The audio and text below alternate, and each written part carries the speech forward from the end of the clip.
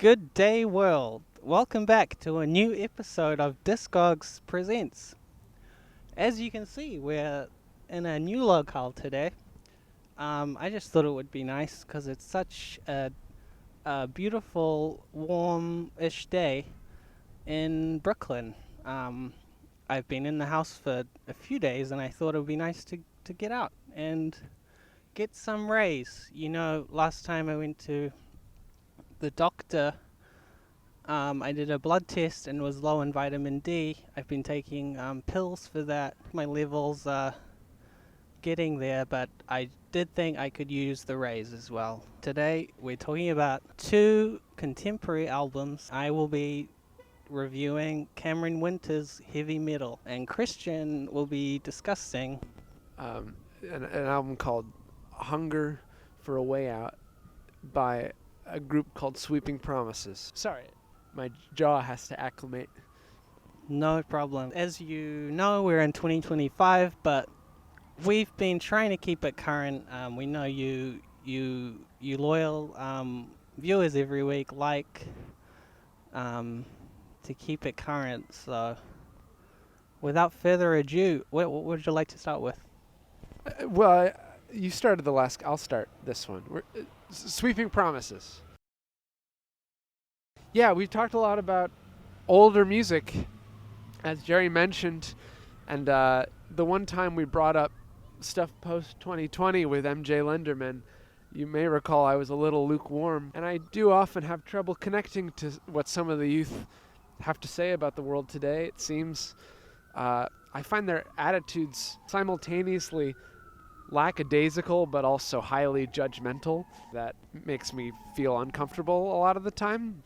But there are a couple of glimmers where the youth seem to have something to say. One such band is this band Sweeping Promises. It's a duo. It's a lady and a gentleman, and they play sort of 80s inspired, very tight, sort of geometric style punk rock music, where the riffage and the vocal melodies all feel like they slot together in this really tight fashion. Yeah, they reminded me a lot of Devo. Very they're playing rock and roll style music, but it is very tight. Nothing has been nothing has been improvised, at least by the time they record it. I feel like my analytical brain is shut off when I listen to this music in a way that's positive. Sometimes I really like to get into the themes and the structure and all that stuff, but the reason I gravitated towards this band is that they rock in a sort of straightforward way. There's just great riffs. The guitar riffs are great, but the bass riffs too are not flashy but always specific, and I feel like you get the sense when you listen to it that the bass riff was the impetus for the songwriting. Whatever was this first seed of the song idea had to have been that bass riff. But that's just my guess, going off my music reviewer's intuition. I don't have much to say about the lyrical content. It's the one aspect of this album that doesn't seem outright bad to me, but I don't find myself even particularly curious about what the words are, and when I hear them, they don't make a particular impact. And I think really that verbal element might be the one thing that's keeping Sweeping Promises from becoming an international sensation, because honestly, I don't have a single other complaint to make about the record. There's not a single song that I don't like. The song Atelier has the excellent bass line and excellent melody in the verse. The second track, Cross Me Out, is a super tight, direct attack on the listener with these great intersecting vocal harmonies and all that stuff. I just, it doesn't leave me with an impression about the world. I would agree with some of what you said. I love Devo. They're one of my favorite bands. This band, Sweeping Promises, I didn't really notice any of the lyrics. I couldn't even tell you a word in any of the songs. I feel like they would be great to see live. I would definitely go see them if they were playing in a Brooklyn loft somewhere. I would definitely go. But listening to their album, I was a bit bored. I know they play live, but they never seem to come to Brooklyn. I've been looking I've been looking for them, and they only seem to play in the Midwest, which, good for them. I mean, good for them saying we don't need to play for the coastal elite. We're going to sort of stick to our roots. The last thing I have to say, the vocal performance of the lead singer is worth highlighting. Her vocals are so precise and crisp and mixed really well too. You did say the vocals, maybe if the lyrics were better, the band would have the juice to make it worldwide. I disagree. I think this kind of music doesn't call for good lyrics because you can't hear them anyway. And in a live setting, you almost never hear lyrics, especially with a noisy garage band like Sweeping Promises. On to Cameron Winter. This album, Heavy Metal, it came out 2 months ago. I'll be honest with you, I tried to buy the vinyl copy. I think it must be really popular because it's sold out everywhere. It's got a fantastic cover. That's probably why everyone wants it. It's got a great picture of his face crossed out by a pair of chains. I love it. Do you love the cover? I feel like there's a lot of album covers that are big close-up pictures of faces. Faces aren't for everyone, but I love this one. The chain acts as a design element in the cover and breaks up the usual face, the ordinary face, and it's a low angle. His face looks a bit different from the straight-on angle, so he's found his angle. I also noticed on the back, it's covered in a brushed metal surface pattern, much like those tables you sometimes see at outdoor diners. The music itself, the album's called Heavy Metal. It's got metal on the cover, metal on the back. Funnily enough, the music isn't very metal. It's very experimental, very interesting choices of instruments throughout. Kind of the only through line is this guy's voice. He's got quite a range, but kind of his default is like a Bill Callahan mumbly low growl, but also kind of Warbly? super warbly, kind of like Tiny Tim, if Tiny Tim had a deep voice. I think a lot of people are gonna really love this guy's voice. And what he says in the lyrics is also fantastic. This guy has great lyrics, good song names. I really liked everything about it. I will say I am a little biased. Cameron Winter is a friend of mine. I met him at a Bushwick Loft party last year, so I am a little biased when I say I give it a 10 out of 10.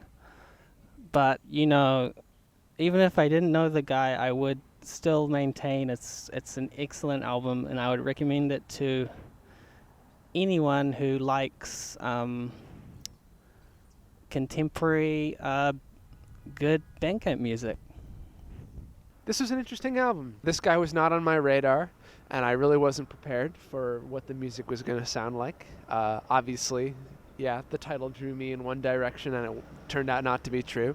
You used the word experimental to describe it, and it made me ask myself, is it experimental? Because, yes, the choice of instruments... all right. It's also super poppy as well. This is alternative pop music at its finest. There's also a huge David Bowie reference at the end of this album. The last song, Can't Give Everything Away, which, as David Bowie fans would know, I Can't Give Everything Away is the last song on David Bowie's last album, Black Star. I think it's a wonderful message from the grave, and to hear Cameron Winter bring it back is really something. Yeah, on that topic, we're talking about contemporary music artists. What is it with the pop culture references? I mean, we talked about MJ Lenderman, and now Cameron Winter is talking. He's got David Bowie, he's got Nausicaa of the Valley of the Wind. Is this all that we have to sing about? It kind of frustrates me. Anyway, I do like this album, and I'm not sure if it's experimental in any way other than the instrumentation, and mostly the warbliness of his voice. If Cameron Winter chose to sing this album in a more normal fashion, we probably wouldn't be talking about experimental at all. I found his vocals alternately really interesting and compelling, and then at other times I found them grating and very unpleasant to listen to. I think generally the songs that There is one song towards the end, I think it's $0, where he keeps repeating a phrase, God really exists, he really means it this time. That bit maybe was a bit much personality for me. I agree about that line. It feels a little overdone. It's so easy to go over the top. It's hard to reel it in. And yeah, the songs that are more controlled, Drinking Age is a really fantastic melancholy piano-driven piece. The song Nausicaa, like I mentioned, is much more groovy and has kind of a sexy feel to it. That's what I was going to say. His voice reminds me of James Blake, who I don't like, but I really like Cameron Winter. The song Try It As It May, that's a hell of a hook. I like it a lot. And the song Cancer of the Skull, that's a great song too. I liked that one. But Try It As It May was just a really good melody, and the way he sung it I really liked. I can't help but notice that whenever you stick out your hand for the microphone, I instantly give it to you. And when I stick mine out, you just keep talking.